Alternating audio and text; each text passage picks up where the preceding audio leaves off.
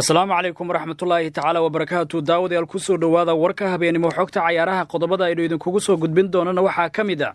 isku aadka horyaalka Premier League oo la sameeyey Cristiano Ronaldo aan ka mid ahayn cayaartooyda ka qayb gashay xafladda arooska Sergio Ramos Manchester United oo macquula inay ka dulqaado kooxda Barcelona cayaaryahan Griezmann sharci cusub oo lagu soo kordhiyay horyaalka Premier League kooxda Dortmund oo doonaysa kabtanka kooxda Arsenal Koscielny qodobadaasi ayaa warkana ku daawad doontaan balse haddaad ku cusub tahay channelkeena subscribe inoo saar aynu ku bilaabnay horyaalka Premier League oo ka mid ah horyaalada loogu jecel yahay qaaradda Yurub daawashadoodii ayaa lagu dhawaaqay qaabka ay isugu aadeen horyaalka kooxaha kala duwan ee markaa Premier League ka wada tirsan kulanka ugu horeeya ayaa waxa uu dhacayaa habeen Jimco ah kooxda Liverpool iyo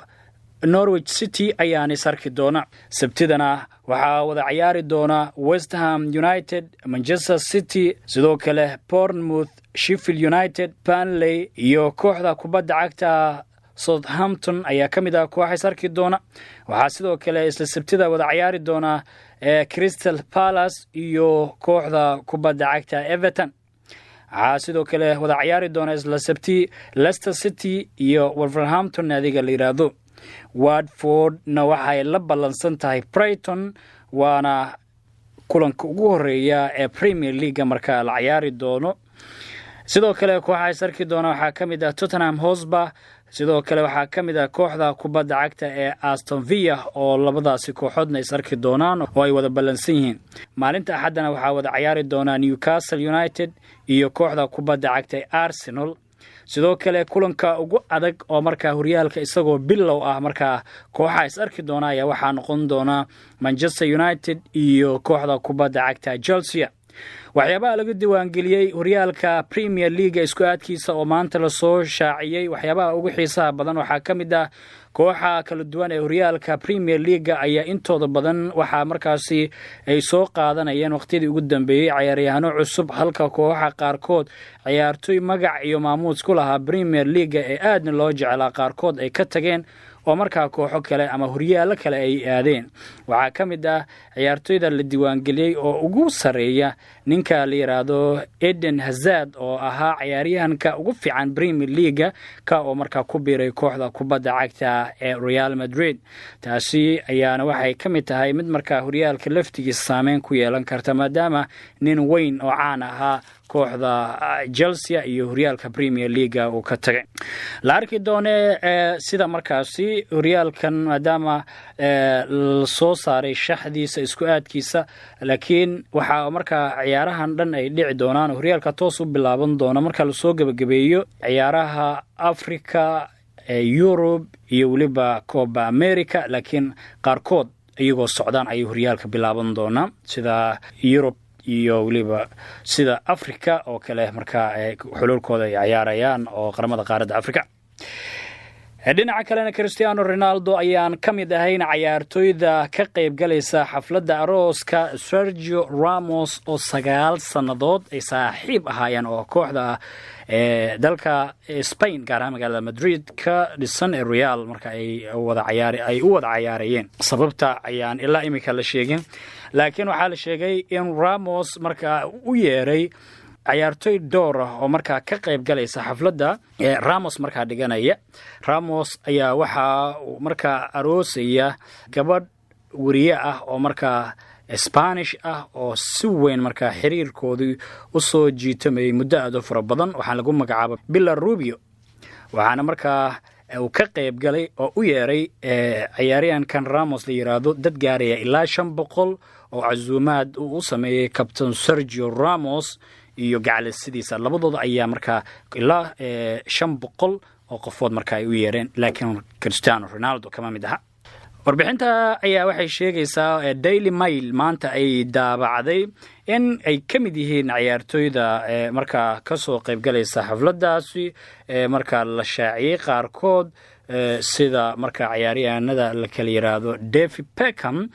sidoo kale xaaska Beckham Victoria ayaa ka mid ah. waxaa sidoo kale ka mid ah PK iyo xaaskiisa Shakira gabadha la yiraahdo Zinedine Zidane yaa sidoo kale ka mid ah iyo Florentino Perez oo isaga laftigiisa ah hogaamiyaha ugu sareeya kooxda kubadda cagta Real Madrid. waxaa sidoo kale ka mid ah ciyaartoy door oo markaa kooxda Real Madrid, Barcelona, Sevilla iyo u wada ciyaaraan oo aad isku wanaagsan yihiin. laakiin waxyaabaha shakiga keenay ayaa waxa ay tahay in Cristiano Ronaldo aan Ramos u wicin si xafladiisa markaa farxadda uga qayb galo arooska ah. wararka qaarkoodna waxay sheegayaan in isku dhac weyn markii uu sheegay Cristiano Ronaldo inuu gabi ahaanba Real uusan rabin ka tagayo Ramos, arrintaasi oo aad ugu xumaaday oo khilaafkooda u balaartay kulankii markaa ay isugu hor yimaadeen 3-3 ku dhaamaaday oo markaa Spain iyo Portugal oo markaa Cristiano Ronaldo iyo Ramos ay wada ciyaarayeen oo 3 hat-trick Cristiano ku dheelnay World Cup ayaa sidoo kale la sheegay in khilaaf yar halka ku dhaxmaray. marka arrintaas ayaa la leeyahay. dhinaca Premier League ayaan ku laabanayaa. waxaa sharciyo cusub loo sameeyay horyaalka Premier League. waxaan ka mid ah sharciyadaasi dhowr qodob ayaan soo qaadanaynaa. waxaan ku bilaabaynaa xilli ciyaareedka soo socda ee bilaabanaya ciyaaryahanada markaasi la bedelayo ayaa waxaa la yiri oo markii ciyaartu meel wanaagsan marayso oo markaa macalinka kooxda uu rabo inuu ciyaaryahan bedelka halkii boos oo inta badan lagu bedeli jiray oo ciyaartoyda soo maray jireen markii bedelka loo taago kuma uusan soo baxaya liri halka ugu dhow garoonka ayuu ka baxaya waqtiga inuu lumo ayaa la diidan yahay ayaa la leeyahay. qodobka labaad ayaa waxa uu noqonayaa hal cag wax la mid ah ayaa laga doonayaa goolhayaha marka rigoorada la soo tuurayo in meel u jirta uu istaagi karo diilanta cad marka goolhayaha inuu istaaga la rabo. markii hore halkaas ayaa lugaha la wada dhigi jiray laakiin hadda waxa leeyahay halka cag ayaa la space ama fogaanshiya la samayn kara.